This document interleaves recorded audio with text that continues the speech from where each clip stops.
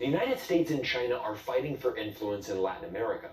In the past 2 decades, China has invested more than $160 billion in the region and now counts 20 Latin American nations as Belt and Road Initiative members. What's even more concerning for the U.S. is that China didn't even consider Latin America and the Caribbean a priority target for China's overseas investments. Look at some recent comments from U.S. senators. Bill Hagerty from Tennessee states, "This is our hemisphere that we're talking about. China is literally eating our lunch." Senator Edward Markey recently stated, "China has a plan. We don't have a plan."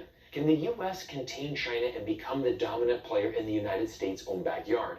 It's going to be a difficult task, so let's break it down in today's video. This month, the United States hosted the Summit of Americas, a meeting for all the nations of North, Central, and South America to come together and discuss the most important issues facing the Western Hemisphere. But the United States had other plans, most notably the desire to counter Beijing's rising influence in the region. In 2021, China-Latin America trade exceeded $400 billion compared to just $295 billion for the United States. But before this year's summit began, a massive controversy unfolded. The United States government decided to ban Cuba, Venezuela, and Nicaragua from attending the summit. Why? Simply because the United States doesn't feel those countries share the same values in democracy. To be honest, this was an embarrassing and selfish decision the U.S. government made, and it immediately backfired in their face. Remember, this is a summit of Americas. Every nation in the region deserves a seat at the table. And do you remember when the United States led a diplomatic boycott against the Beijing 2022 Winter Olympics? Well, this time Latin American countries used the same action against the United States. The most outspoken critic was Mexican President Obrador, who turned down the chance to meet Joe Biden in Los Angeles over the decision to ban these 3 countries from participating.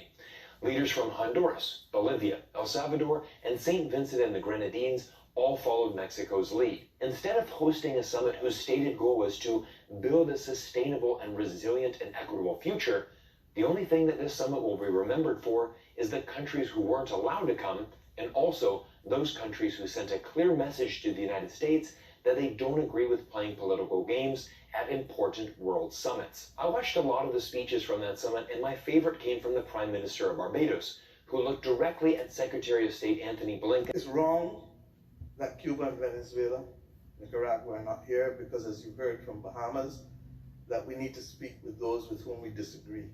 And we don't only need to narrowcast. That's the part of the problem of the world. There's too much narrowcasting instead of broadcasting.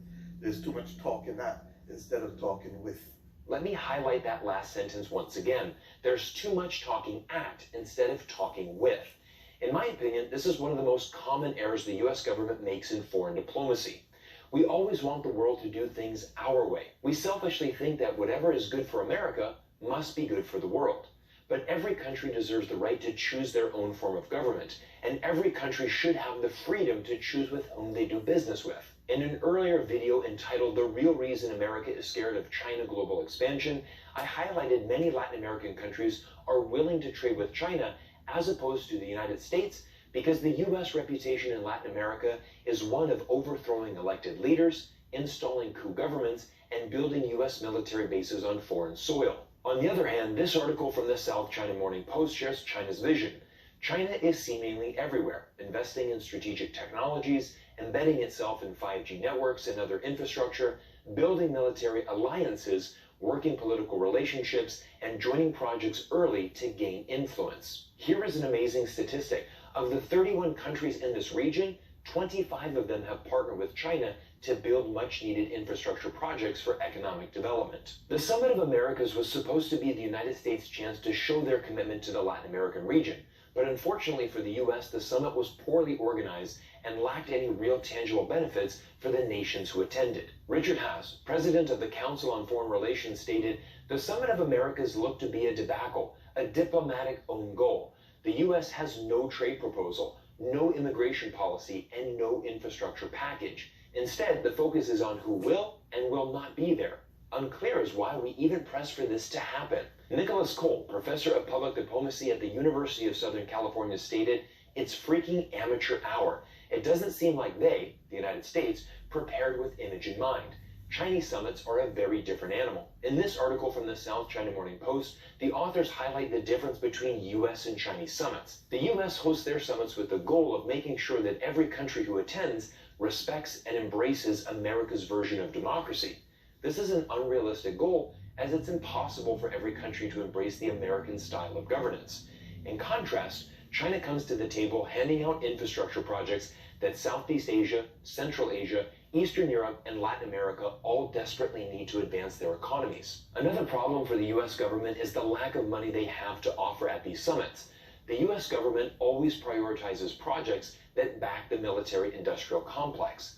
The best example I can give is the Biden administration proposing to send $40 billion to Ukraine for more military supplies. The big winner in this deal, of course, is America's defense contractors. Meanwhile, at the Summit of the Americas, Biden offered $617 million for the 31 countries in Latin America, which is just under $20 million a country. In an earlier video, I highlighted that Joe Biden offered $150 million for the 10 countries in the ASEAN alliance. This compares to China's $1.5 billion pledge last November to the same region. Wu Yushan, political science professor at National Taiwan University, goes on to state, Biden's main problem is this administration's inability to offer economic goodies to foreign countries for them to happily align with the US. Because global liberalism has been so successfully discredited by Trump and detested by the American voters. China, on the other hand, has more leverage. Ultimately, it comes down to a difference in how the US and China operate politically. In the West, economics are important, but as seen in Los Angeles, they are often overshadowed by other issues, including migration, women's rights, inequality, and governance. In China, dissent is not part of the process. Everyone knows what is expected. This is a direct quote from Jeffrey Moon, a former U.S. Consul General in Chengdu. In America, such events have economic dimension, but the political dimension is much more important. The world knows China is a one-party system and will continue to be for the foreseeable future, with President Xi Jinping set to rule indefinitely. The U.S., of course, is a two-party state, and the Democrats are expected to lose a lot of power in the upcoming midterm elections. Will the United States elect a Republican president in 2024? All of these factors are important for Latin American countries to consider. Honestly speaking, when Joe Biden took office, there was a lot of optimism in Latin America. When he was vice president, Joe Biden visited the region 16 times. Unfortunately, there is too much talking and not enough action. At the 2009 Summit of Americas, Joe Biden's message to Latin American leaders was, "We genuinely want to be collaborative.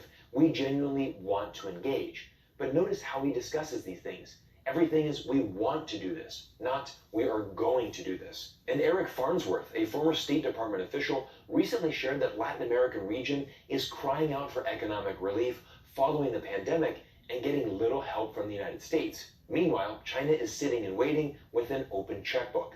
Farnsworth went on to state, we, the United States, have got to be more proactive. We've got to start offering things that the hemisphere finds attractive. Moving forward, the US and China will continue to battle for more leverage in regions around the world. My hope, especially for these smaller developing nations, is to have the chance to collaborate and partner with both the United States and China. And I firmly stand by the words of the Barbados Prime Minister. We need to do more talking with than talking at.